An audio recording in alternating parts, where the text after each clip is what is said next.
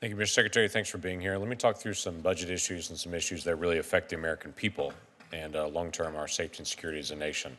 Talk to me a little bit about the request that you put in for terror financing and tracking terror financing and some of the work that has already happened with Treasury on trying to identify the financing of both drug cartels that are moving money and drugs in and out of our country, and also terror financing networks. So let me just comment. I very much appreciate the support that we've had from Congress to increase funding for our TFI area for every year that I've been here. And we've grown it considerably. And I think there's never been a time when these tools are as important throughout the world. So literally every region we look at the world, we use these tools. We have regular communications. I meet it normally weekly or speak to Secretary Pompeo weekly. These are important tools to be used for all of our national security and foreign policy. So we have a coordinated effort between the intelligence community, DOD, Secretary of State, and ourselves. And I think specifically in your question, in drug cartels and others, in Mexico and other countries, we've used these tools very successfully. We will continue to use these tools very successfully.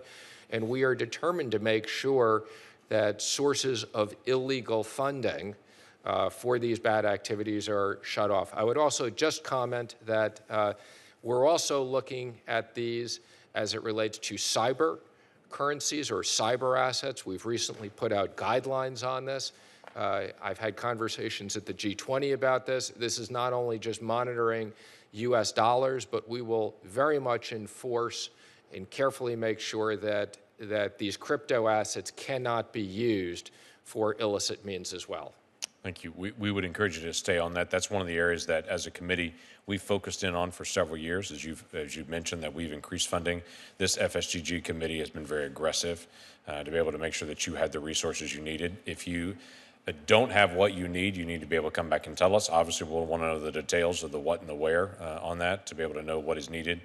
But that is a clear area that we need to be able to deal with terrorism and drug movement into our country. Thank you for your support. We appreciate that. Again, this has been an area of great bipartisan work. Another area that we brought up, and it came up out of this committee in some conversation in the past, is for the IRS and OIRA and regulatory issues to try to make sure that there is some cooperation between those two. Treasury and OIRA has had a memorandum of understanding to be able to go through the regulatory process. My question to you is, that's now been in place for a year. How is it going? Have there been any hiccups in that process between Treasury, IRS, and the Office of Information Regulatory Affairs? I'd say generally it's going well. I think, we reached an agreement with OIRA, and we respect there are certain things that should be reviewed. Obviously, anytime we change these procedures, there are certain things, obviously, we wish would go a little bit faster, and we'll continue to work closely with OIRA on this to make sure that it doesn't slow down issues for taxpayers. But it's something we have a good working relationship on. Great. You and I have talked before about opportunity zones and the regs that Treasury has put out for that. That is exceptionally helpful. Thank you for continuing to be able to get those out. There is still an unanswered question that's hanging out there that we've talked about before, and that is, if an activity is illegal in federal law, can you apply and get an opportunity zone credit for that economic activity in a state? Specifically, this would apply in many states to marijuana businesses. So the question is, if a marijuana business tries to say they want to get an opportunity zone tax credit, it's illegal in federal law, but it's maybe legal in a particular state. Has that been clarified yet in federal policy? And my suggestion is, what is illegal in the federal government, we should not give a federal tax credit for.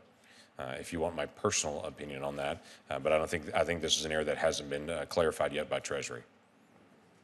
Yeah, so I appreciate you bringing that up. So first, let me comment. We obviously have a conflict in certain states. I've noticed. More broadly, between federal law and state law, and that creates significant problems for us at Treasury, particularly in areas of the IRS and other areas where we need to collect taxes. And we have to build cash rooms and everything else, and this has become a cash business. So without me making a policy view on this, I would encourage Congress that this is an issue that needs to be addressed because it has created issues.